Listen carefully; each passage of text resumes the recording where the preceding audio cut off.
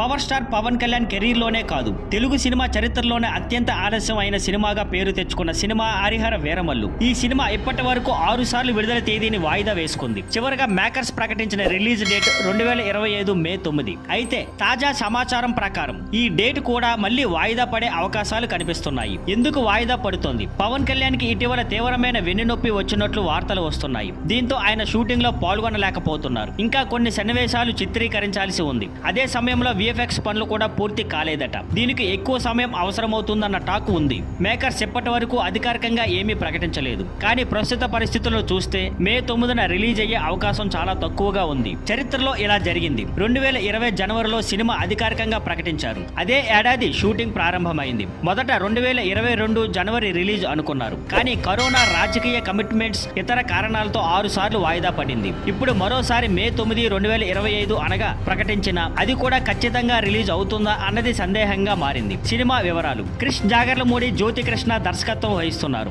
AM రత్నం నిర్మాత. Heroine గా Nidhi Agarwal. Cinema 2 భాగాలుగా రూపొందుతుంది. ఇప్పటి వరకు ఆతృతగా ఎదురు చూస్తున్న పవన్ ఫ్యాన్స్ కు ఈ వార్త మరోసారి నిరాశే. మేకర్స్ అధికారికంగా ఏమైనా చెబితేనే కానీ అసలు రిలీజ్ ఎప్పుడన్నది క్లారిటీకి రాదేమో. Thank you for watching. Please like, share and subscribe.